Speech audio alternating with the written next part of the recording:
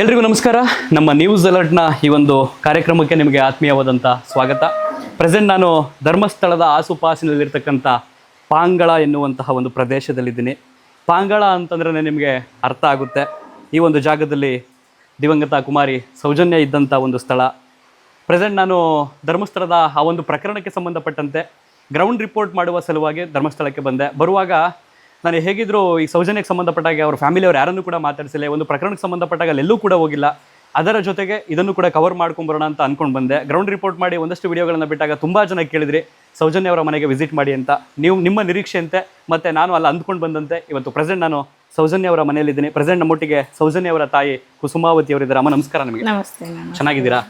ಹೇಗಿದ್ದೀರಿ? ನಿಮ್ಮ ಈ ಒಂದು ಆ ಜಾಗದಿಂದ ಮನೆಗೆ ಬರೋಷ್ಟರಲ್ಲಿ ಕನಿಷ್ಠ ಒಂದು 5 ರಿಂದ 6 ಕಡೆ ಸೌಜನ್ಯ ಫೋಟೋಗಳನ್ನ ನೋಡ್ಕೊಂಡು ಬರ್ತಾ ಇದ್ದೆ. ಪಾಂಗಳಕ್ಕೆ ದಾರಿ, ಸೌಜನ್ಯ ಮನೆಗೆ ದಾರಿ. ಹಾಗೇನೆ ಗೂಗಲ್ ಮ್ಯಾಪ್ ಧರ್ಮಸ್ಥಳ ಅಂತ ಓಪನ್ ಮಾಡಿದ್ರೆ ನಾವು ಒಂದು ಸ್ವಲ್ಪ ಝೂಮ್ ಮಾಡಿದ್ರೆ ಸಾಕು, ಗೂಗಲ್ ಮ್ಯಾಪ್ ಅಲ್ಲಿ ಪಾಂಗಳ ಅಂತಾನು ಕಾಣುತ್ತೆ. ನಿಮ್ಮ ಮನೆಯ ಅಡ್ರೆಸ್ ಕೂಡ ಆಗಿದೆ. ಹೇಗಿದ್ದೀರಿ ಪ್ರೆಸೆಂಟ್ ಈಗ? ಅಂದ್ರೆ ನಮಗೆ ತೊಂದರೆ ಇಲ್ಲ. ಇವಾಗ ನಾವು 13 ವರ್ಷದಿಂದ ಮಗಳ ನೆನಪಲ್ಲಿ ಅವಳಿಗೆ ನ್ಯಾಯ ಸಿಗಬೇಕು ಅನ್ನುವಂಥದ್ದು ಆ ವರ್ಷದಿಂದ ಇವತ್ತಿನವರೆಗೂ ನಾವು ಇಲ್ಲಿ ಯಾರು ಏನೇ ಅಂದರೂ ಕೂಡ ಅದನ್ನು ಬದಿಗೆ ಇಟ್ಟು ನಾವು ಇವಾಗ ಜೀವನ ಸಾಕ್ತಾ ಇದ್ದೀವಿ.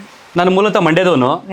ಹಾಗೇನೆ ಮಂಡ್ಯ ಹಾಗೇನೆ ಬೆಂಗಳೂರು ಭಾಷೆ ಸ್ವಲ್ಪ ನಿಮಗೆ ಕನ್ಫ್ಯೂಷನ್ ಆಗ್ಬೋದು. ಸಾಧ್ಯವಾದಷ್ಟು ನಿಮ್ಮ ಭಾಷೆಯಲ್ಲೇ ಮಾತಾಡೋದಕ್ಕೆ ಪ್ರಯತ್ನ ಪಡ್ತೀನಿ.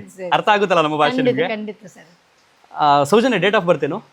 ಅಕ್ಟೋಬರ್ 18, 1995. 95.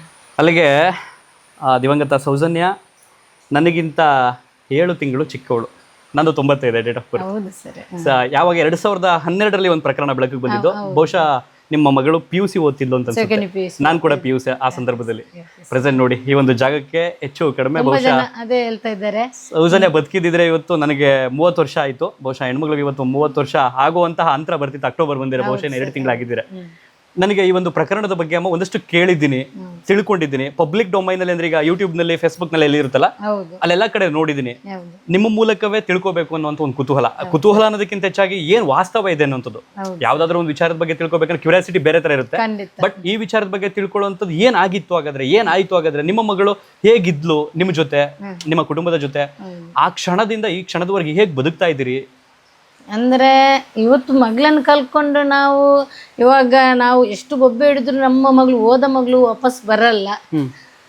ಆದರೂ ಕೂಡ ನನಗೆ ಇದರಲ್ಲಿ ಗ್ಯಾಂಗ್ ರೇಪ್ ಆಗಿದೆ ಅಂಥವ್ರಿಗೆ ಶಿಕ್ಷೆ ಆಗಬೇಕು ಅನ್ನುವಂಥದ್ದು ನಾನು ಅಷ್ಟು ವರ್ಷದಿಂದ ನ್ಯಾಯ ಕೇಳ್ತಾ ಇದ್ದೀನಿ. ಅವಳ ನೆನಪಲ್ಲಿ ಬದುಕ್ತಾ ಇದ್ದೀವಿ. ಯಾಕಂದರೆ ಒಂದು ಏನು ಇಲ್ಲಿ ನಮ್ಮ ಮನೆಯೊಳಗೆ ಏನು ತಿಂಡಿ ಮಾಡಿದ್ರು ಕೂಡ ಅವಳಿಗೆ ಫಸ್ಟ್ ಇಡ್ತೀವಿ ನಾವು. ಯಾವುದೇ ಒಂದು ಜ್ಯೂಸ್ ಆಗಲಿ, ಒಂದು ಕಾಫಿ ಆಗಲಿ, ಒಂದು ತಿಂಡಿ ಏನು ಅಂಗಡಿಯಿಂದ ತಂದ್ರು ಕೂಡ ಅವಳಿಗೆ ಇಟ್ಟ ಅನಂತರ ನಾವು ತಿಂತೀವಿ. ಅಂದ್ರೆ ಅವಳಿಗೆ ಖಂಡಿತ ಸರ್. ಯಾಕೆಂದ್ರೆ ಅವಳಿಗೆ ಅದೇ ಇದ್ದದ್ದು. ನಮ್ಮ ಜೊತೆ ಅಮ್ಮನಿಗೆ ಚೂರು ಕೊಡ್ಬೇಕು, ಅಪ್ಪನಿಗೆ ಚೂರು ಕೊಡ್ಬೇಕು, ತಂಗಿಯದ್ರ ಜೊತೆ ಕೂಡಿ ತಿನ್ಬೇಕು. ಅಂದ್ರೆ ನಾವು ಇವಾಗ ನೋಡಿ ಎಲ್ಲರ ಮನೆಯಲ್ಲಿ ಕೂಡ ಒಂದೊಂದು ಮಕ್ಕಳಿಗೆ ಒಂದೊಂದು ರೂಮ್ ಅಂತ ಇರುತ್ತೆ. ನಮ್ಮ ಮನೆ ಆ ಥರ ಅಲ್ಲ ಸರ್. ವಿಶಾಲವಾಗಿ ಅಂದ್ರೆ ಒಂದೇ ಒಂದು ಇದರಲ್ಲಿ ಒಟ್ಟಿಗೆ ತಾಯಿ, ತಂದೆ, ಮಕ್ಕಳು ಎಲ್ಲರೂ ಜೊತೆಗೆ ಮಲಗುವಂತ ನಮ್ದು ಫ್ಯಾಮಿಲಿ ಸರ್. ಒಂದು ತಿನ್ನುವುದಾದ್ರೆ ಜೊತೆಯಾಗಿ ಎಲ್ಲ ಇಟ್ಟು ಅಲ್ಲೇ ನಾವು ಕುತ್ಕೊಂಡು ತಿನ್ನುವಂತ ಆ ಫ್ಯಾಮಿಲಿ ನಮ್ದು. ಅಂದ್ರೆ ಮತ್ತೆ ಯಾರಿಗೂ ಕೂಡ ನಾವು ಒಂದು ದ್ವೇಷ ಆಗ್ಲಿ, ಒಂದು ಯಾವುದು ನನ್ನ ಮಗಳ ಒಂದು ಏನಂದ್ರೆ ಅವಳದೊಂದು ಮನಸ್ಸು ಅಂದ್ರೆ ಅವಳ ತರ ಯಾರು ಇಲ್ಲ ಸರ್. ಅಂದ್ರೆ ನಾರ್ಮಲ್ ಹುಡುಗಿ ಅವಳು. ಇವಾಗಂತಲ್ಲ, ಅವಾಗ ಕೂಡ ಇತ್ತು. ಯಾವ ರೀತಿ ಮಕ್ಕಳು ಡ್ರೆಸ್ ಹಾಕ್ತಾರೆ, ಯಾವ ರೀತಿ ಒಂದು ಕಾಲೇಜಿಗೆ ಹೋಗುವಂಥದ್ದು ನೀವು ಕೂಡ ನೋಡಿರ್ಬೋದು. ಅಂತ ನನ್ನ ಮಗಳಲ್ಲ ಸರ್. ಅಂದರೆ ನಾನು ಮಗಳನ್ನ ಇವತ್ತು ಹೊಗಳ್ತಾ ಇರ್ತೇನೆ, ಸತ್ತೋಗಿದ್ದಲ್ಲ ಇನ್ನು ಹೊಗಳ್ತಾ ಇದ್ದಾಳೆ ಅಂತ ಅನ್ನುವಂಥದ್ದು ನಂದು ಮಾತಲ್ಲ ಸರ್. ಅಂದರೆ ಕೈಗೆ ಬಲೆ ಒಂದಷ್ಟು ಹಾಕೊಳ್ಬೇಕು, ಹಣೆಗೆ ತಿಲಕ ಇಟ್ಬೇಕು, ಸಾಂಪ್ರದಾಯಿಕ ಹೆಣ್ಮಗಳು. ಆಮೇಲೆ ಹೂವು ಹಾಕ್ಬೇಕು ತಲೆಗೆ, ಅಷ್ಟನ್ನೆಲ್ಲ ಇಟ್ಟು ಒಂದು ತಲೆ ಕೂದಲು ಕೂಡ ನಾರ್ಮಲ್ ಆಗಿ ಕಟ್ಟಿಕೊಳ್ಳೋದು. ಒಂದಿಷ್ಟು ಇದಾಕಿ ಆ ನಂತರ ಮನೆಯಿಂದ ಹೊರಡುವಾಗ ಕೂಡ ಅವಳಾಗಿ ನಡೆಯುವ ಮಕ್ಕಳು ಯಾರು? ನನ್ನ 5 ಜನ ಮಕ್ಕಳಲ್ಲಿ ಅವಳು ಒಬ್ಳು ಸರ್. ವೀಕ್ಷಕರೇ, ನೀವು ಬಹಳಷ್ಟು ಇಂಟರ್ವ್ಯೂಗಳನ್ನು ಗಮನಿಸ್ತಿರ್ತೀರಿ ಈ ಒಂದು ಪ್ರಕರಣಕ್ಕೆ ಸಂಬಂಧಪಟ್ಟಾಗ ಅವರ ಫ್ಯಾಮಿಲಿಯವರ ಇಂಟರ್ವ್ಯೂಗಳನ್ನು. ಬಟ್ ನನಗೆ ಎಷ್ಟು ಸಾಧ್ಯವಾಗುತ್ತೋ ಅಷ್ಟು ಝೀರೋ ನಾಲೆಡ್ಜಿಂದ ಕೇಳೋದಕ್ಕೆ ಪ್ರಯತ್ನ ಪಡ್ತೀನಿ. ಅಲ್ಲಿ ಇಲ್ಲಿ ಕೇಳಿರ್ತೀವಿ, ಅಲ್ಲಿ ಇಲ್ಲಿ ನೋಡಿರ್ತೀವಿ. ಅದನ್ನು ನನ್ನ ಮನಸ್ಸಲ್ಲಿ ಇಟ್ಕೊಂಡು ಕೇಳಿದ್ರೆ ಬಹುಶಃ ನಾನು ಏನೇನು ಕೇಳ್ತೀನೋ ಅರ್ಥ ಆಗೋದಿಲ್ಲ. ಅದಕ್ಕೆ ನೇರವಾಗಿ ಆ ಒಂದು ಇನ್ಸಿಡೆಂಟಿಂದ ಕೇಳ್ತೀನಿ. ಬಹುಶಃ ಅಮ್ಮ ಅವರು ಮಾತಾಡುವಂಥ ಸಂದರ್ಭದಲ್ಲಿ ಒಂದಷ್ಟು ಹೆಸರುಗಳನ್ನು ಹೇಳ್ಬೋದು ಅದಕ್ಕೆ ಸಂಬಂಧಪಟ್ಟ ಹಾಗೆ. ಬಟ್ ನಾವು ಕಾನೂನಿನ ನಿಯಮಗಳನ್ನು ಯಾವ ಕಾರಣಕ್ಕೂ ಉಲ್ಲಂಘಿಸೋದಕ್ಕಾಗೋದಿಲ್ಲ. ಒಂದಷ್ಟು ನಿಯಮಗಳಿರೋದ್ರಿಂದ ಬಹುಶಃ ಆ ಒಂದು ಹೆಸರುಗಳ ಸ್ಥಳದಲ್ಲಿ ಬೀಪ್ ಬರುವಂತಹ ಸಾಧ್ಯತೆ ಇರುತ್ತೆ. ಅಮ್ಮ ನೀವು ಬಳಸಿದ್ರಿ ಅಂತಂದ್ರೆ ನಾನು ಆರಂಭದಲ್ಲೇ ನಿಮ್ಗೆ ಹೇಳ್ತೀನಿ, ನಿಮಗೆ ಗೊತ್ತು ಏನೇನೆಲ್ಲ ಆಗ್ತಿದೆ ಅನ್ನುವಂಥದ್ದು. ಒಂದಷ್ಟು ಆದೇಶಗಳು ಬರ್ತವೆ ಕೋರ್ಟ್ ಕಡೆಯಿಂದ, ನೀವು ಈ ರೀತಿ ಬಳಸಿರುವಂತ ತಪ್ಪು ಅಂತ. ಆ ಕಾರಣದಿಂದ ನೀವೇನಾದ್ರು ಬಳಸಿದ್ರೆ ಅಥವಾ ಬಳಸದೇ ಇದ್ರೆ ಒಳ್ಳೆಯದು. ಜನಗಳಿಗೆ ಗೊತ್ತು, ಜನಗಳಿಗೆ ವಾಸ್ತವ ಏನೇನೆ ಅಂತ ಗೊತ್ತಾಗಿರೋದ್ರಿಂದ ಜಸ್ಟ್ ನಾನು ನೀವೇನ್ ಹೇಳ್ತೀರಾ ಅದನ್ನ ರೆಕಾರ್ಡ್ ಮಾಡಿ ಪಬ್ಲಿಷ್ ಮಾಡುವಂತ ಕೆಲಸ ಮಾಡ್ತೀನಿ. ಬಟ್ ಕಾನೂನಿನ ನಿಯಮಗಳನ್ನ ನಾನು ರೆಸ್ಪೆಕ್ಟ್ ಮಾಡ್ತೀನಿ. ಆ ಕಾರಣದಿಂದ ದಯವಿಟ್ಟು ಮೊದಲೇ ಕ್ಷಮೆ ಕೇಳ್ತೀನಿ. ಅಂದ್ರೆ ಯಾಕಂದ್ರೆ ನಿಮಗೆ ಆಗುವಂತ ಏನು ಅವರು ನೋಟಿಸ್ ಕಳಿಸ್ತಾರ ಅದಕ್ಕೆ ನಾವು ಧಕ್ಕೆ ಕೆಲವರು ಏನಾಗ್ಬಿಡುತ್ತೆ ಅನ್ನುವಂತಹ ಮಾತುಗಳು ಕೂಡ ಹೇಳ್ತೀರಿ. ಈಗ ಆಲ್ರೆಡಿ ಕೋರ್ಟಿಂದ ಒಂದಷ್ಟು ಆದೇಶಗಳು ಬಂದಿರೋದ್ರಿಂದ ಆ ಆದೇಶಗಳನ್ನ ನಾವು ಧಿಕ್ಕರಿಸಿ ನಾವು ಹಂಗೆ ಮಾಡ್ತೀವಿ ಹಿಂಗೆ ಮಾಡ್ತೀವಿ ಅಂತಂದ್ರು ನನ್ನ ನೆಲದ ಕಾನೂನನ್ನು ನಾನು ಅಪಹಾಸ್ಯ ಮಾಡ್ದಂಗೆ. ಆ ಕಾರಣದಿಂದ ನನ್ನ ನೆಲದ ಕಾನೂನನ್ನು ಮೊದಲು ನಾನು ಗೌರವಿಸ್ತೀನಿ. ಇದಕ್ಕೆ ಸಂಬಂಧಪಟ್ಟಾಗ ಭಗವಂತ ಅನ್ನುವಂಥನು ಒಬ್ಬ ಇದ್ದಾನೆ, ನ್ಯಾಯ ಕೊಡಿಸುವಂತನು. ಅದನ್ನ ಮಾತ್ರ ನಾನು ಆರಂಭ ಮಾಡ್ತಾ ಅಮ್ಮ. ಈಗ ನನ್ನ ಮೊದಲ ಪ್ರಶ್ನೆ, ಆ ಒಂದು ಜಾಗದಿಂದ ಈ ಒಂದು ಜಾಗಕ್ಕೆ ಬರೋದ್ರಲ್ಲಿ ನನಗೆ ಪರ್ಸನಲಿ ನಾವು ಮಂಡ್ಯ ಮೂಲದಿಂದ ಬೆಳೆದಿರೋದ್ರಿಂದ ನಮ್ಮ ಸುತ್ತಮುತ್ತ ಮನೆಗಳು, ಅಕ್ಕಪಕ್ಕದಲ್ಲಿ ಮನೆಗಳು, ಅಲ್ಲಲ್ಲಿ ಜನ ಓಡಾಡ್ತಿರ್ತಾರೆ, ಪ್ರಾಣಿ ಪಕ್ಷಿಗಳು ಇರ್ತವೆ. ಸೊ ನಮಗೆ ಭಯ ಇರೋದಿಲ್ಲ. ಈ ವಾತಾವರಣದಲ್ಲಿ ಹೇಗಿದ್ದೀರಿ ನೀವು ಈ ಕಾಡಿನ ಮಧ್ಯದಲ್ಲಿ? ಅಂದ್ರೆ ಸರ್ ನಾವು ಹುಟ್ಟಿ ಬೆಳೆದ ಈ ಸ್ಥಳ ಇದು. ನಮ್ಮ ಮಕ್ಳಿಗೆ ಕೂಡ ಈಗ್ಲೂ ಕೂಡ ಹೆದರಿಕೆ ಇಲ್ಲ, ಯಾವ್ದ್ರಲ್ಲೂ ಯಾವ ಮನುಷ್ಯನಿಂದಲೂ ಹೆದರಿಕೆ ಇಲ್ಲ ಮಕ್ಕಳಿಗೆ. ಇವಾಗ ನನ್ನ ತಂಗಿಗೆ ಈ ರೀತಿ ಆಗಿದೆ, ಇನ್ನು ನಮಗೆ ಆಗ್ಬೋದು ಅನ್ನುವಂಥದ್ದು ಇದು ನಮ್ಮ ಮಕ್ಕಳಿಗೆ ಯಾರಿಗೂ ಇಲ್ಲ. ಅಷ್ಟು ಧೈರ್ಯವಾಗಿ ನಾವು ಬದುಕ್ತಾ ಇದ್ದೀವಿ. ಅಂದ್ರೆ ನಾವು ಯಾರಿಗೆ ಅನ್ಯಾಯ ಮಾಡ್ಲಿಕ್ಕೆ ಹೋಗ್ಲಿಲ್ಲ. ಇವತ್ತು ನಾವು ನಮ್ಮ ಮಗಳನ್ನ ಕಳ್ಕೊಂಡಿದ್ದೀವಿ, ಅದಕ್ಕೋಸ್ಕರ ನಮ್ಗೆ ನ್ಯಾಯ ಸಿಗಬೇಕಂತ ನಾವು ಇಲ್ಲಿ ಬದುಕ್ತಾ ಇದ್ದೀವಿ. ಅಂದ್ರೆ ತುಂಬಾ ಜನ ಹೇಳ್ತಾ ಇದ್ರು, ಏನು ಇನ್ನು ಮಕ್ಕಳು 4 ಜನ ಇದ್ದಾರೆ, ಒಂದು ಮಗಳು ಹೋಗಿದ್ದು, ಯಾರಾದ್ರೂ ಖಂಡಿತ ಇದು ಬಿಟ್ಟು ಹೋಗುವಂತ ಪರಿಸ್ಥಿತಿ ಖಂಡಿತ ಸರ್. ಅದು ಮಕ್ಕಳೇ ಯಾರಾದ್ರೂ ಸುಮ್ಮನೆ ಇರ್ತಾ ಇದ್ರು. ಅದು ಇವರಂತ ಪ್ರಭಾವಿ ವ್ಯಕ್ತಿಗಳನ್ನು ಎದುರು ಮಾಡಿಕೊಂಡು ನೀವು ನಿಂತಿದೆ ದೊಡ್ಡ ಒಂದು ನಿಮ್ದು ಇದೆ ಅಂತ ಹೇಳ್ತಾ ಇದ್ದಾರೆ ತುಂಬಾ ಜನ. ನಾನು ಅದಕ್ಕೋಸ್ಕರ ನಿಂತಿಲ್ಲ ಇಲ್ಲಿ. ಇನ್ನೂ ಆಗುವಂತ ಹೆಣ್ಣು ಮಕ್ಕಳಿಗೆ ಇಲ್ಲಿ ಇದು ಕೊನೆ ಅಂತ್ಯ ಕಾಣ್ಬೇಕಿಲ್ಲ. ನನ್ನ ಮಗಳನ್ನ ಇವತ್ತು ನಾವು ಕಳ್ಕೊಂಡಿದ್ವಿ ಸರ್. ಬನ್ನಿ ಅಮ್ಮ ಮಾತಾಡ್ತಾ ಹೋಗೋಣ. ಪ್ರೆಸೆಂಟ್ ಈಗ ಈ ಒಂದು ಜಾಗದಲ್ಲಿ ಸಮಯ ಈಗ 4:45 ಗಂಟೆ ಆಗಿದೆ. ಮಳೆಯ ವಾತಾವರಣ ನೀವು ಗಮನಿಸಬಹುದು, ಮಳೆ ತುಂಬಾ ಬರ್ತಾ ಇದೆ. ಒಂದು ಜಾಗದಲ್ಲಿ ನಾನು ಎಷ್ಟು ಸಾಧ್ಯ ಹೋಗುತ್ತೋ ಅಷ್ಟು ಪ್ರಶ್ನೆಗಳನ್ನ ಕೇಳೋದಕ್ಕೆ, ಪ್ರಶ್ನೆಗಳು ಅನ್ನೋದಕ್ಕೆ ಆ ಒಂದು ಇನ್ಸಿಡೆಂಟ್ ಏನಿದೆ ಅನ್ನೋದನ್ನ ಜನಗಳಿಗೆ ತಿಳಿಸುವಂತ ಪ್ರಯತ್ನ, ವಾಸ್ತವ ಅರ್ಥ ಆಗ್ಲಿ ಅನ್ನುವಂಥ ಒಂದು ಸಲುವಾಗಿ ಒಂದಷ್ಟು ಪ್ರಶ್ನೆಗಳ ಅಮ್ಮನಿಗೆ ಕೇಳ್ತೀನಿ. ಬನ್ನಿ ಅಮ್ಮ ಈ ಕಡೆಗೆ. ಅಮ್ಮ, ಅವತ್ತು ಯಾವ ದಿನಾಂಕ ಈ ಒಂದು ಘಟನೆ ಸಂಭವಿಸಿದ್ದು? ಅಂದ್ರೆ 9/10/2012 9ನೇ ತಾರೀಕು 10ನೇ ತಿಂಗಳು, ಅಕ್ಟೋಬರ್ ತಿಂಗಳಲ್ಲಿ. ಏನ್ ಕಾರ್ಯಕ್ರಮ ಇತ್ತು ಅಂದ್ರೆ ನಿಮ್ಮ ಮನೆಯಲ್ಲಿ? ನಮ್ಮ ಮನೆಯಲ್ಲಿ ಒಂದು ಹೊಸ ಅಕ್ಕಿ ಊಟ ಅಂತ ಇತ್ತು. ಅಂದ್ರೆ ನಾವು ಪೈರು ಬೆಳೆಸ್ತೀವಿ, ಇವಾಗ್ಲೂ ಕೂಡ ನಾವು ಬೆಳೆಸಿದ್ದೀವಿ. ಅದೇ ಬೆಳೆ. ಅದು ಪೈರು ಇದು ಬಂದ್ಮೇಲೆ ಅನಂತರ ಅದನ್ನು ಎಲ್ಲ ಒಂದು ಕ್ರಮದಂತೆ ಮನೆಗೆ ತಕೊಂಡ್ ಬರ್ತೀವಿ. ನೀವು ಅದ್ರದೊಂದು 2 ಭತ್ತದೊಂದು ಅಕ್ಕಿ ತೆಗೆದು ಅನ್ನ ಬೇಯಿಸುವುದಕ್ಕೆ ಹಾಕಿ ಅದನ್ನು ದೇವರಿಗೆ ಹಂಚಿ ಅನಂತರ ನಾವು ಊಟ ಮಾಡುವಂತದ್ದು ಒಂದು ಸಂಪ್ರದಾಯ ನಮ್ದಿತ್ತು. ಅವಾಗ ಬೆಳಿಗ್ಗೆ ಅಂದ್ರೆ ನಾನು 8ನೇ ತಾರೀಕಿಗೆ ನನ್ನ ಮನೆಗೆ, ಕಾಲೇಜಿಂದ ನಮ್ಮ ಮನೆಗೆ ಬರೋದು ಮಗಳು. ಅನಂತರ ಇಲ್ಲಿ ಸ್ನಾನ ಮಾಡಿ ಸ್ವಲ್ಪ ಏನು ಓದಿದ್ರೆ ಮತ್ತೆ ಬರೀಲಿಕ್ಕೆ ಏನಿದ್ರೆ ಬರಿದ್ದು. ಅವತ್ತು ನಾನು ಆ ಮಗಳ ಮುಖ ಅವತ್ತು ನಾನು ನೋಡಿದ್ದೇನೆ. ಮರು ದಿವಸ ಅಂದ್ರೆ ಅವತ್ತು ಸಾಯಂಕಾಲ ನಮ್ಮ ತಾಯಿ ಮನೆಗೆ ಹೋಗ್ತಾ ಇದ್ಲು. ಯಾವಾಗಲೂ ಅಲ್ಲಿ ಸಾಯಂಕಾಲ ಹೋಗಿ ಅಲ್ಲಿ ರಾತ್ರಿ ಮಲಗಿ ಮರು ದಿವಸ ನಮ್ಮ ಮನೆಗೆ ಬರ್ತಾ ಇದ್ಲು. ಮೊನ್ನೆ ಇದು ಆ ವರ್ಷ ಕೂಡ ಅದೇ ರೀತಿ ಆಗಿದ್ದೆ. ರಾತ್ರಿ ಹೋಗಿದಳು ಮನೆಗೆ 9ನೇ ತಾರೀಕಿಗೆ ಮನೆಗೆ ಬಂದಳು ಅಜ್ಜನ ಮನೆಯಿಂದ.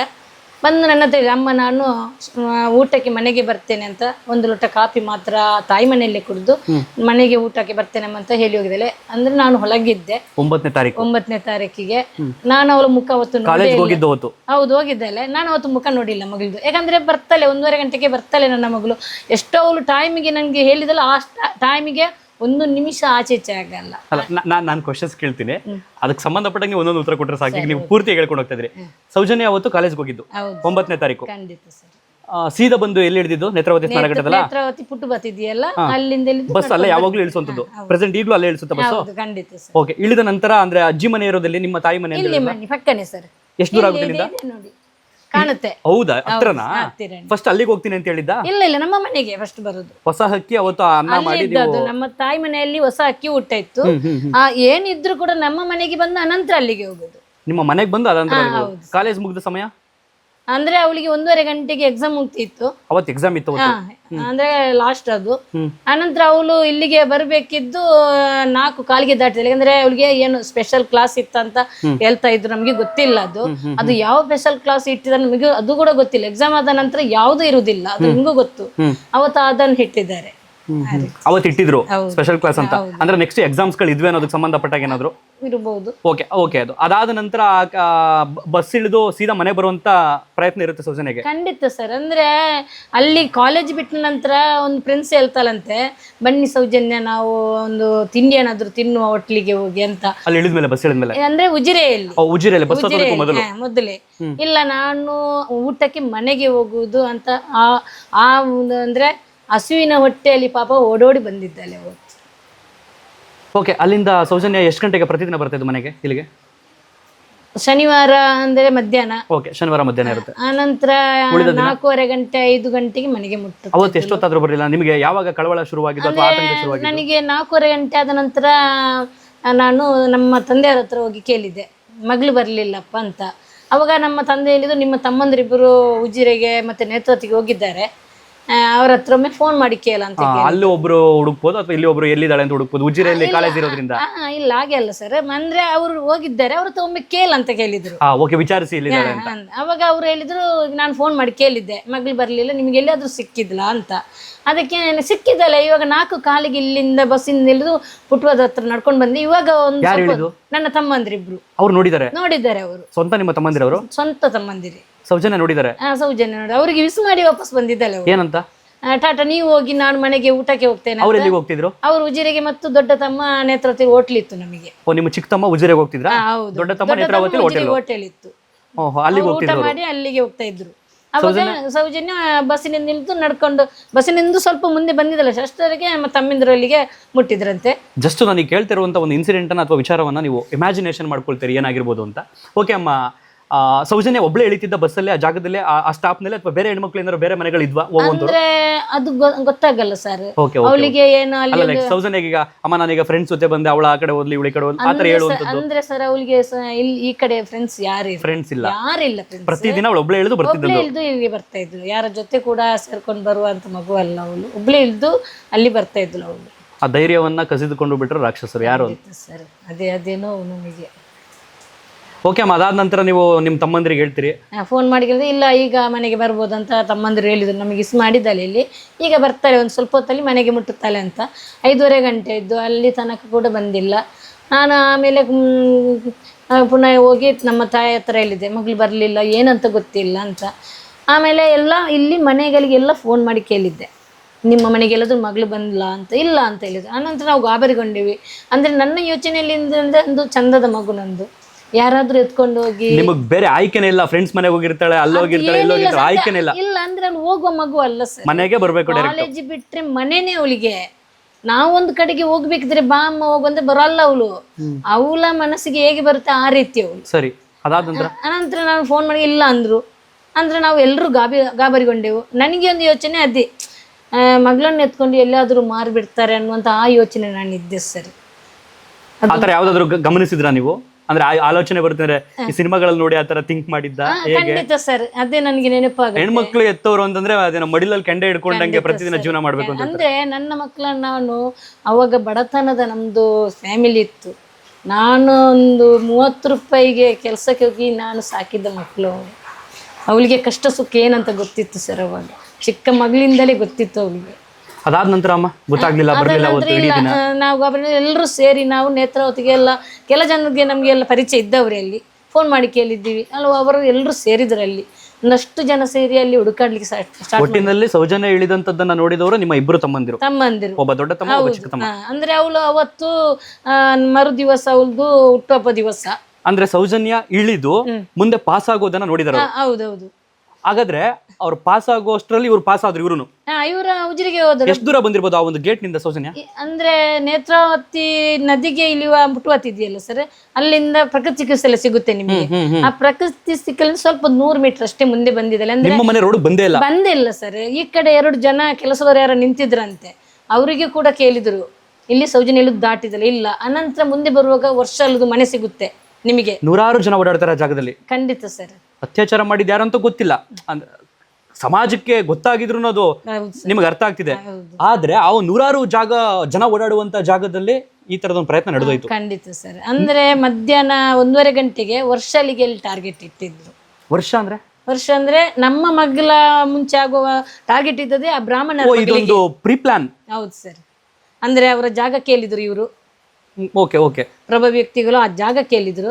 ಆ ಜಾಗ ಕೊಡ್ಲಿಲ್ಲ ಅಂತ ಹೇಳಿ ಅಲ್ಲಿ ಸ್ಮಶಾನ, ಒಂದು ಕಸದ ತೊಟ್ಟಿ ಎಲ್ಲ ಮಾಡಿದ್ರು. ಅದನ್ನು ಕೂಡ ಇವರು ಆ ಜಾಗ ಬಿಟ್ಟು ಹೋಗಿಲ್ಲ ಅಂದಕ್ಕೆ ಆ ಮಗಳನ್ನೇ ಇನ್ನು ಈ ರೀತಿ ಮಾಡಿದ್ರೆ ಆ ಜಾಗ ಬಿಟ್ಟು ಹೋಗ್ತಾರೆ ಅನ್ನುವಂಥದ್ದು ಇವ್ರದ್ದೊಂದು ಒಂದು ಇತ್ತು ಇವ್ರದ್ದು.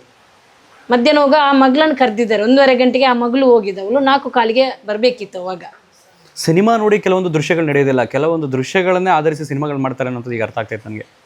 ಓಕೆ ಅಮ್ಮ, ಅದಾದ್ಮೇಲೆ ನಿಮಗೆ ಇಡೀ ದಿನ ಕಾಯ್ತೀರಿ, ಸೌಜನ್ಯ ಸುಳಿವು ಸಿಗೋದಿಲ್ಲ. ತದನಂತರ ನಿಮಗೆ ಯಾರಾದ್ರೂ ಇನ್ಫಾರ್ಮ್ ಮಾಡೋದು ಅಥವಾ ಪೊಲೀಸ್ ಸ್ಟೇಷನ್ ನೆಕ್ಸ್ಟ್ ಏನ್ ಕ್ರಮ ಕೈಗೊಳ್ತೀರಿ? ಪೊಲೀಸ್ ಸ್ಟೇಷನ್ಗೆ ಹೋಗಿದ್ದೀವಿ ಸರ್. ಫಸ್ಟ್ ನೀವು ಹೋಗಿದ್ದೆ ಪೊಲೀಸ್ ಸ್ಟೇಷನ್ಗೆ? ಅಂದ್ರೆ ಧರ್ಮಸ್ಥಳದಲ್ಲಿ ಪೊಲೀಸ್ ಸ್ಟೇಷನ್ ಇರ್ಲಿಲ್ಲ, ಬೆಳ್ತಂಗಡಿಲಿ ಇತ್ತು. ಅಲ್ಲಿ ಒಂದು ಚಿಕ್ಕ ಓಪಿ ಅಂತ ಇತ್ತು ಧರ್ಮಸ್ಥಳದಲ್ಲಿ ಒಂದು ಓಪಿ. Okay okay. ಕಂಪ್ಲೇಂಟ್ ಕೊಡ್ಲಿಕ್ಕೆ ನಮ್ಮ ಮಗಳು ಇದು ಮಿಸ್ ಆಗಿದ್ದಲ್ಲೇ ಒಂದು ಕಂಪ್ಲೇಂಟ್ ಕೊಡ್ಬೇಕಂತ. ಇಲ್ಲ ನಾಳೆ ಬನ್ನಿ, ಇವತ್ತು ತೆಗೊಳಕ್ ಆಗಲ್ಲ, ನಾಳೆ ಬನ್ನಿ. ಎಷ್ಟು ಗಂಟೆಗೆ ಹೋಗಿದ್ದು ನೀವು? ನಾವು ಅದು ಎಷ್ಟಂತ ಗೊತ್ತಿಲ್ಲ ಸರ್. ಅಂದ್ರೆ ನಾವು ಒಂದು ಅದ್ರಲ್ಲಿ ಇದ್ದೀವಿ ನೋಡಿ, ಸಾಧಾರಣ ಒಂದು 7, 8, 9 ಗಂಟೆ ಕೂಡ ಆಗ್ಬೋದು. 9 ನಂತರ ಹೋಗಿದ್ದು ನಾವು. ಇಲ್ಲೆಲ್ಲ ಇದು ಆಗಿ ಆ ನಂತರ ಅಲ್ಲಿಗೆ ಹೋಗಿದ್ವಿ. ನಿಮಗೆ ಸ್ವತಃ ಬಂದಿದ್ದ ಆಲೋಚನೆ ಅಥವಾ ಯಾರಾದ್ರೂ ಇಲ್ಲ ಸ್ಟೇಷನ್ಗೆ ಕಂಪ್ಲೇಂಟ್ ಕೊಡೋಣ ಈ ರೀತಿ ಬಂದಂತದ ಅವತ್ತು? ಹೌದು ಸರ್, ಕಂಪ್ಲೇಂಟ್ ಒಂದು ಕೊಡುವ ಅಂತ. ಯಾರ್ಯಾರು ಹೋದ್ರಿ? ನಾನು, ನನ್ನ ಅಪ್ಪ, ಮತ್ತೆ ನಮ್ಮ ಯಜಮಾನ್ರು, ಅನಂತರ ನನ್ನ ತಮ್ಮ, ಸರಿ, ಅವರೆಲ್ಲ ಹೋಗಿದ್ವಿ. 9 ಗಂಟೆ ಒಳಗಡೆ ಹೋಗಿದ್ರಿ? ಹೌದು ಸರ್. ತಗೊಳ್ಳಿಲ್ಲ ಕಂಪ್ಲೇಂಟ್? ನೆಕ್ಸ್ಟ್ ಏನ್ ಮಾಡಿದ್ರಿ? ಆನಂತರ ನಾವು ಬೆಳ್ತಂಗಡಿಗೆ ಹೋಗಿ ಅಲ್ಲಿ ಕೂಡ ಕಂಪ್ಲೇಂಟ್ ಕೊಡ್ಲಿಕ್ಕೆ ಅಂತ ಹೋಗಿದ್ದೀವಿ. ನಿಮ್ಮ ಈ ಒಂದು ಗ್ರಾಮದ ವ್ಯಾಪ್ತಿ ಅಥವಾ ಈ ಒಂದು ಪ್ರದೇಶದ ವ್ಯಾಪ್ತಿ ಬಂದು ಬೆಳ್ತಂಗಡಿ ಪೊಲೀಸ್ ಸ್ಟೇಷನ್ ಬರುತ್ತೆ. ಕೊಡ್ಬೇಕು. ಅಲ್ಲಿ ಹೋದಾಗ ಏನಂತಂದ್ರು? ಅಲ್ಲಿ ಕೂಡ ಹಾಗೆ ಹೇಳಿದ್ರು, ಇಲ್ಲ ಇವತ್ತು ತಗೊಳ್ಲಿಕ್ಕೆ ಆಗಲ್ಲ, ನಾಳೆ ಬನ್ನಿ, ಅವ್ರದ್ದು 2 ಪಟ್ಟು ತನ್ನಿ ಅಂತ. ಬರ್ತಾಳೆ ಅಂತ ಅಷ್ಟೇ. ಬೆಳ್ತಂಗಡಿಗೆ ಇಲ್ಲಿಂದ ಹೋಗೋದಕ್ಕೆ ಅರ್ಧ ಗಂಟೆ ಬೇಕಾ?12 ಒಂದು 9-12 ಆಗ್ಬೋದು. 9-10 ಕಿಲೋಮೀಟರ್ ಅಂದ್ರೆ ಒಂದು ಅರ್ಧ ಗಂಟೆ ಜರ್ನಿ ಆಗುತ್ತೆ. ಅರ್ಧ ಗಂಟೆ ನೀವು ಅಲ್ಲಿ ಹೋದ್ರಿ, ಪೊಲೀಸ್ ಏನ್ ಹೇಳಿದ್ರು ಅಂದ್ರೆ ಇವತ್ತು ಆಗಲ್ಲ, ನಾಳೆ ಬನ್ನಿ, 2 ಫೋಟೋ ತಗೊಂಡ್ ಬನ್ನಿ ಅಂತ. 2 ಫೋಟೋ ತಗೊಂಡ್ ಬನ್ನಿ ಅಂತಂದ್ರು ನಿಮ್ಮ ಮಗಳದು? ಮಗಳದು ಅಂತ. ಇವತ್ತಾಗಲ್ಲ, ನಾವು ವಾಪಸ್ ಬಂದಿವಿ. ಅಂದ್ರೆ ಅವರಿಗೆ ಜಸ್ಟ್ ಫೋಟೋಗಳು ಕೊಟ್ರೆ ಮಾತ್ರ ಗುರುತು ಮಾಡಬಹುದು ಅನ್ನೋದು. ಈ ಒಂದು ಪ್ರದೇಶದಲ್ಲಿ ಯಾರೋ ಹೆಣ್ಮಗಳು ಮಿಸ್ಸಿಂಗ್ ಆಗಿದ್ದಾಳೆ ಅಂತ ಹುಡುಕುವಂತಹ ಶಕ್ತಿ ಸಾಮರ್ಥ್ಯ ಆ ಕಾಲದಲ್ಲಿ ಇರಲಿಲ್ಲ ಅವರಿಗೆ. ಇರ್ಲಿಲ್ಲ. ಓಕೆ, ಅದಾದ ನಂತರ ನೀವು ಅಲ್ಲಿಂದ ಬಂದ್ಬಿಟ್ರಿ? ವಾಪಸ್ ಬಂದಿವಿ. ವಾಪಸ್ ಬರುವಾಗ ನಮ್ಮ ಮಗಳ ಬಾಡಿ ಎಲ್ಲಿ ಸಿಕ್ಕಿದ್ಯೋ ಆ ಜಾಗದಲ್ಲಿ ಒಂದಷ್ಟು ಜನ ಟಾರ್ಚ್ ಲೈಟ್ ಅದೆಲ್ಲ ಹಾಕೊಂಡು ಅದೇ ಜಾಗ ಹುಡುಕಾಡ್ತಾ ಇದ್ವಿ. ಇಲ್ಲ, ನಾನು ಅಲ್ಲಿ ಗಂಟೆ ಹೋಗಲ್ಲ ಇನ್ನೂ. ಅಲ್ಲಿಂದ ನೀವು ಬಂದ್ರಿ, ಬಂದು ಮನೆಗೆ ಬಂದ್ರ? ಇಲ್ಲ, ಬೆಳ್ತಂಗಡಿ ಬರುವಾಗ ಅಲ್ಲಿ ಜನ ಇತ್ತು ಸರ್. ಅವಾಗ ಆಲ್ರೆಡಿ ನೀವು ಅವತ್ತೇ ಸಿಕ್ಕಿದ್ದ? ಇಲ್ಲ, ಅವತ್ತು ಸಿಕ್ಕಿಲ್ಲ. ಅಲ್ಲಿ ಅಲ್ಲ, ನೀವು ಕಂಪ್ಲೇಂಟ್ ಕೊಡಕ್ ಹೋಗಿದ್ದು 9ನೇ ತಾರೀಕ? ಯಾವತ್ತು? 9ನೇ ತಾರೀಕು. ಸೌಜನ್ಯ ಮಿಸ್ಸಿಂಗ್ ಆಗಿದ್ದು ಅವತ್ತೇ? 9. ಅದಾದ ನಂತರ ನೀವು ಅಲ್ಲಿಂದ ಬರ್ತೀರಿ? ನಾವು ಬರುವಾಗ್ಲೇ ಜನ ಕೂಡ ಅಲ್ಲಿ ಇದ್ರು. ಯಾವ ಒಂದು ಜಾಗದಲ್ಲಿ? ಈಗ ಒಂದು ಬೋರ್ಡ್ ಹಾಕಿದ್ರಲ್ಲ, ಈಗ ಒಂದು ಮಗಳು ಸಿಕ್ಕಿದ ಜಾಗ. ಇವಾಗ ಕಿಡ್ನಾಪ್ ಎಲ್ಲಿಂದ ಆಗಿದೆಲ್ಲ ಅದೇ ಜಾಗದಲ್ಲಿ ಲೆಫ್ಟಿಗೆ ಜನ ತುಂಬಿದ್ರು. ಅಲ್ಲಿ ತುಂಬಾ ಜನ ತುಂಬಿ ಅಲ್ಲಿ ಹುಡುಕಾಡ್ತಾ ಇದ್ರು, ಎಲ್ಲಿಯಾದ್ರೂ ಇಲ್ಲಿ ತಂದು ಹಾಕಿದ್ರ ಅಂದ್ರೆ ಜನಗೆಲ್ಲ. ಯಾರು ನಿಮ್ಮ ಕಡೆಯವರ ಹುಡುಕಾಡ್ತಿದ್ದ? Okay okay okay okay. ಅದೇ ಆ ರೀತಿನೇ ಆಗಿರುತ್ತೆ ಅಂತ ಹುಡುಕಾಡ್ತಿದ್ರು. ಅಂದ್ರೆ ಇಲ್ಲಿಂದ ಕಿಡ್ನಾಪ್ ಆಗಿದೆ ಅನ್ನುವಂಥದ್ದೊಂದು ಅಂದ್ರೆ ತುಂಬಾ ಅಲ್ಲಿ ಈ ತರ ಇನ್ಸಿಡೆಂಟ್ ಆಗಿದೆಯಾ? ತುಂಬಾ ಆಗಿದೆ ಸರ್. ಓಹೋ, ಆ ನಿಟ್ಟಿನಲ್ಲಿ ಇದು ಆ ರೀತಿ ಆಗಿರ್ಬೋದು. ತುಂಬಾ ಆಗಿದೆ. ಅದು ನಾವು ಕೂಡ ನೋಡಿರುವಂತವ್ರು, ಚಿಕ್ಕ ಮಕ್ಕಳಿರುವಾಗಲೂ ಕೂಡ ನೋಡಿರ್ತೀವಿ. ನೀವು ಚಿಕ್ಕವರಿಂದಾಗಿ ಆಗ್ತಿದೆ ಇದೆಲ್ಲ ಸರ್? ಖಂಡಿತ ಸರ್. ಈ ಕಡಿಮೆ ಆಗಿದೆ ಅಂತ ಅನ್ಸುತ್ತೆ ಇವಾಗ. ಅಂದ್ರೆ ನಾನು ಅದೇ ಹೇಳ್ತಾ ಇದ್ದೀನಿ, 13 ವರ್ಷ ನಂತರ ಯಾವುದು ಕೂಡ ಇಲ್ಲಿ ಕೊಲೆ ಪ್ರಕರಣ ಆಗಿಲ್ಲ. ಇವತ್ತು ನಮ್ಮ ಮಗಳೇ ಕೊನೆ ಆಗಿಲ್ಲ. ಇಲ್ಲ ಸರ್. ಸರಿ, ಅದಾದ ನಂತರ ಅಲ್ಲೆಲ್ಲ ಹುಡುಕಾಡ್ತಿರ್ತಾರೆ, ನೀವು ಬಂದ್ರಿ? ನಾವು ಬಂದ್ವಿ. ನಾವು ಕೂಡ ಅಲ್ಲಿ ಇಳಿದು ಅಂದ್ರೆ ಇಷ್ಟು ನೀರಿತ್ತು, ಒಂದು ತೋಡು ಸಿಗುತ್ತೆ, ಆ ತೋಡಲ್ಲಿ ಇಷ್ಟು ನೀರಿತ್ತು ಅವತ್ತು. ಕಾಡು ಮಾರ್ಗ ಮಧ್ಯದಲ್ಲಿ ಗುಂಡಿ ತರ ಇದೆಯಲ್ಲ ನೀರು? ಹೌದು ಸರಿ. ಅಂದ್ರೆ ಅವತ್ತು ಇಡೀ ಮಳೆನೇ ಇತ್ತು, ಅಷ್ಟು ಮಳೆ ಇತ್ತು. ಇಲ್ಲಿಂದ ಹೋಗ್ಲಿಕ್ಕೆ ಆಗ್ತಿರ್ಲಿಲ್ಲ. ಆ ಕಡೆಯಿಂದ ಒಂದು ರೋಡ್ ಇರುತ್ತೆ, ಅಲ್ಲಿಂದ ಬಂದು ಜನಗಳೆಲ್ಲ ಹುಡುಕಾಡ್ತಾ ಇದ್ದು, ನಾವು ಇಲ್ಲಿ ನದಿ ಪಕ್ಕನೆ ಈ ಕಡೆಯಿಂದ ನೋಡ್ತಾ ಇದ್ದೀವಿ ಅಂತ ಮನೆಗೆ ಬಂದೀವಿ. ನಾವು ಮನೆಗೆ ಬಂದು ನಮ್ಮ ಅಪ್ಪ ತುಂಬಾ ದೇವರ ಒಂದು ಭಕ್ತಿ ಅವರು. ಒಂದು ದೇವರಿಗೆ ಎಲ್ಲ ದೀಪ ಹಚ್ಚಿ ಅವ್ರಿಗೆ ಯಾವಾಗ ಗೊತ್ತಾಯ್ತು, ಇಲ್ಲ ನಮ್ಮ ಮಗಳದ್ದು ಇದಾಯ್ತು ಅಂತ ನನಗೆ ಹೇಳಿದ್ರು. ಅನಂತರ ನಾನು ಅಲ್ಲೇ ಇದ್ದೆ ಸರ್. ಮರು ದಿವಸ ಒಂದಷ್ಟು ಜನ ಅದೇ ಪ್ಲೇಸ್ ಅನ್ನು ಸ್ಟಾರ್ಟ್ ಮಾಡಿದ್ರು ಹುಡುಕಾಡ್ಲಿಕ್ಕೆ. ಅವತ್ತು ನೈಟ್ ಮುಗೀತು, ಸಿಗ್ಲಿಲ್ಲ ಸರ್. ಮತ್ತೆ ಮರುದಿನ ಬೆಳಗ್ಗೆ ಅದೇ ಕೆಲಸ ಎಲ್ರದ್ದು ಆಯ್ತು. ಅಲ್ಲಿ ಹುಡುಕಾಡುವಾಗ ಬೇರೆಯವರಿಗೆ ಜನರಿಗೆ ಬಾಡಿ ಒಂದು ಇಲ್ಲಿ ಇದೆ ಬಂದು ನೋಡಿ. ಗೊತ್ತಾಗಿದ್ದು ಅದೊಂದು 11 ನಂತರನೇ ಅದು ಸಿಕ್ಕಿದ್ದು, ನನಗೆ ಗೊತ್ತಿಲ್ಲ. 11 ಗಂಟೆ? ಹೌದು ಸರ್. ಆ ಟೈಮ್ನಲ್ಲಿ ಬಿದ್ದಿದೆ ಅನ್ನುವಂತ ಮಾಹಿತಿ ಅಂದ್ರೆ ತಮ್ಮಂದಿರು ಬೆಳ್ತಂಗಡಿಯಲ್ಲಿದ್ರು, ಒಬ್ಬ ತಮ್ಮ ಜೊತೆಯಲ್ಲಿದ್ದ, ಅಲ್ಲಿ ಹುಡುಕಾಡುವವರ ಜೊತೆನಿದ್ದ. ಅವಾಗ ಅವರಿಗೆ ರಸ್ತೆ ಭಾಗದಲ್ಲೇ ಬಿಸಿ ಹೋಗಿದ್ರ? ಹೌದು ಸರ್. ನಿಮ್ಗೆ ಮುಖ ಗುರುತು ಸಿಕ್ತು? ಅಂದ್ರೆ ನಾನು ಮುಖ ನೋಡಿಲ್ಲ ಸರ್. ನಾನು 8ನೇ ತಾರೀಕಿಗೆ ಮುಖ ನೋಡಿದ್ರೆ ಆಮೇಲೆ ಡೆಡ್ ಬಾಡಿ ನೋಡಿದ್ದೆ ಸರ್. ನಾನು ದಯವಿಟ್ಟು ತಪ್ಪು ತಿಳ್ಕೊಬೇಡಿ, ನಿಮ್ಮನ್ನ ಅಳಿಸುವಂತ ದೃಷ್ಟಿ ಅಲ್ಲಮ್ಮ. ಅವತ್ತು ಏನ್ ನಡೀತು ಅನ್ನುವಂಥದ್ದು ಜನರಿಗೆ ಒಂದು ನಿಖರವಾಗಿ ಅರ್ಥ ಆಗ್ಲಿ. ಯಾಕೆಂತಂದ್ರೆ ಕೆಲವೊಂದು ವಿಡಿಯೋಗಳಲ್ಲಿ ನಾನು ನಿಮ್ಮನ್ನ ಗಮನಿಸ್ತೆ ಅಮ್ಮ, ಕೆಲವೊಬ್ರು ಕಾಮೆಂಟ್ಸ್ ಆಗ್ತಿದ್ರು, ಆ ಅಮ್ಮ ಸುಳ್ಳು ಹೇಳ್ತಿದ್ದಾರೆ, ಫೇಕ್ ಅನ್ನಿಸ್ತಿದೆ. ಎಷ್ಟು ಕೋಟಿ ರೂಪಾಯಿ ಮನೆ ಕಟ್ಕೊಬಿಟ್ಟಿದ್ದಾರೆ ಹಾಗೆ ಹೀಗೆ ಅನ್ನುವಂಥದ್ದು. ಬಟ್ ನನ್ನ ಒಂದು ಈ ಜರ್ನಲಿಸಂ ವೃತ್ತಿಯಲ್ಲಿ ಎಂಬ ಸತ್ಯ ಏನಿದೆ ಅದನ್ನಷ್ಟೇ ಆಚೆಗೆ ತರುವಂತ ಪ್ರಯತ್ನ, ಸತ್ಯ ಏನಿದೆ ಅದಷ್ಟೇ ಜನರಿಗೆ ತಿಳಿಬೇಕು. ದಯವಿಟ್ಟು ಅಳ್ಬೇಡಿ. ನಾನು ಆಗ್ಲೇ ಹೇಳಿದೆ, ನಿಮ್ಮ ಮಗಳ ಸಮಕಾಲೀನ ಅಂತಂದ್ರೆ ಆ ಏಜ್ನ ವ್ಯಕ್ತಿ ನನ್ನನ್ನು ನಿಮ್ಮ ಮಗ ಅಂತ ಅನ್ಕೊಳ್ಳಿ. ನಾವೆಲ್ಲ ಇದ್ದೀವಿ ನಿಮ್ಮ ಜೊತೆಗೆ, ಸತ್ಯದ ಪರವಾಗಿರ್ತೀವಿ, ನ್ಯಾಯದ ಪರವಾಗಿರ್ತೀವಿ. ನಾವು ಅದನ್ನ ಬಿಟ್ಟು ನಮ್ಮದು ಇನ್ಯಾವುದೂ ಅಲ್ಲ ಅಮ್ಮ, ನಿಮ್ಮನ್ನು ಅಳಿಸುವಂತ ಉದ್ದೇಶ ಅಲ್ಲ. ದಯವಿಟ್ಟು ಅಳ್ಬೇಡಿ. ಅಲ್ಲಿ ಏನ್ ನಡೆದೈತೆ ಅದನ್ನ ನಮ್ಮ ವೀಕ್ಷಕರಿಗೆ ಮೊದಲು ಅರ್ಥ ಆಗ್ಲಿ, ಸಮಾಜಕ್ಕೆ ಒಂದು ಸಂದೇಶ ತಲುಪಲಿ ಅನ್ನೋಷ್ಟು ಉದ್ದೇಶ ಅಮ್ಮ. ದಯವಿಟ್ಟು ತಪ್ಪು ತಿಳ್ಕೊಬೇಡಿ. ಈಗ ಮತ್ತೆ ಕೈ ಮುಗಿದು ಕೇಳ್ಕೊಳ್ತೀನಿ. ವೀಕ್ಷಕರ, ಇದ ಮುಂದುವರಿದ ಭಾಗ ಮತ್ತೆ ಮಾಡ್ತಾ ಇರ್ತೀನಿ. ಅಮ್ಮ ಪಾಪ ಸ್ವಲ್ಪ ಭಾವುಕತೆಗೆ ಒಳಗಾದ್ರು. So thank you so much. ಮುಂದಿನ ಎಪಿಸೋಡ್ನಲ್ಲಿ ನಿಮಗೆ ಒಂದಷ್ಟು ಮಾಹಿತಿಗಳು ಅದಾದ ನಂತರ ಏನೇನೆಲ್ಲ ಆಯಿತು ಅನ್ನೋಂಥದ್ದನ್ನ ಅಮ್ಮನ ಹತ್ರ ಕೇಳ್ತಾ ಹೋಗ್ತೀನಿ. Thank you so much.